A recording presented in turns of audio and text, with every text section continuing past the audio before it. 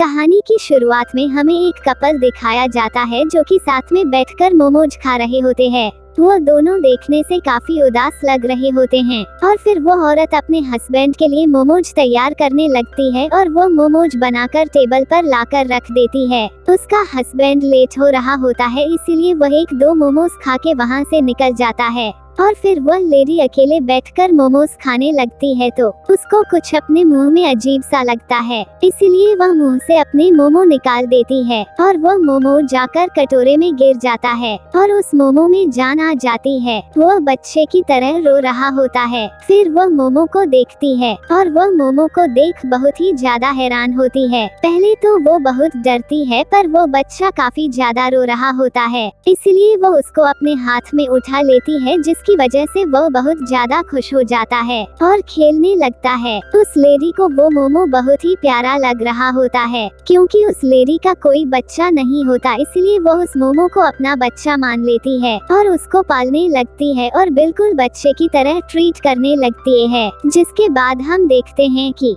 वो मोमो भी अब इस लेडी से बहुत ही ज्यादा घुल मिल गया होता है और ये दोनों आपस में बहुत ही ज्यादा खुश रहने लगते हैं और वह जहाँ भी जाती हो उस मोमो को लेकर जाती थी और उसके साथ खेलती कूदती और उस मोमो के साथ अपना सारा टाइम बिताती थी। एक दिन ये दोनों योगा करने के लिए जाते हैं, जहाँ पर कुछ बच्चे फुटबॉल खेल रहे हैं, तो मोमो भी फुटबॉल खेलने के लिए जाता है, पर उसको फुटबॉल लग जाता है और कुत्ते की पकड़ने की वजह से उसकी शेप खराब हो जाती है। तो वह लेडी उसका शेप ठीक करती है। वो मोमो लेडी से जिद करता है कि उसको उन बच्चों के साथ खेलना है, पर वह लेडी नहीं मानती, इसीलिए वो मोमो उस लेडी से नाराज हो जाता है और बात नहीं करता। अब धीरे धीरे वह वक्त के साथ साथ मोमो बदलने लगा था। जैसे जैसे वो बड़ा होते जाता वैसे वैसे वो अपनी माँ की नाफरमानी करते जाता और वो अपनी मॉम से अब बदतमीजी भी करने लगा था और अपने दोस्तों के साथ बाहर घूमने भी लगा और ये सब से उस लेडी को बहुत ही बुरा लगता है। पर फिर भी वह अपने मोमो बेटे के लिए खाना बनाती है और वो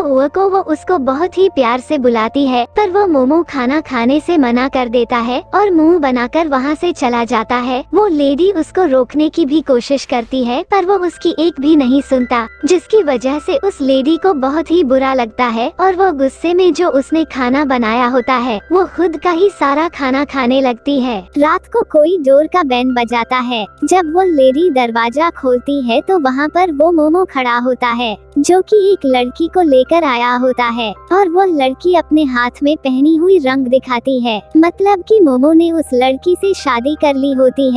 वो मोमो कहता है कि मैं अपनी बीवी के साथ रहूंगा, इसलिए मैं घर छोड़कर जा रहा हूँ, और वह अपना सामान पैक करता है और अपना सामान और अपनी बीवी को लेकर घर छोड़ जाने लगता है। वो लेडी उसको बहुत रोकती है और रोती है, पर वह मोमो नहीं रुकता और वो उस लेडी को छोड़कर चला जाता है। जिसके बाद वो बहुत ही ज्यादा उदास होती है और बहुत ही रोती है। वो अब हमेशा रोती रहती थी। उसका हस्बैंड पूछता भी है कि तुम्हें क्या हुआ, पर वो कुछ नहीं कहती। एक दिन हम देखते हैं कि वो लेडी सो रही होती है, तभी उसके सामने अचानक से मोमो आ जाता है। वो सोकर उठी थी, इसीलिए उसको सही से नजर नहीं आ रहा होता, पर वो जब ठीक से देखती है तो ये देख काफी ज्यादा हैरान हो जाती है, क्योंकि वो उसका बेटा होता है जो कि उसको छोड़ कर चला गया था। मतलब कि जो भी हमने अब तक मोमो के बारे में देखा, असल में वो सब इस लेडी के साथ इसके बेटे ने किया होता है। उस लड़के को अपनी गलती का एहसास हो गया था, इसीलिए वह अपनी माँ बाप से माफी मांगने आया होता है।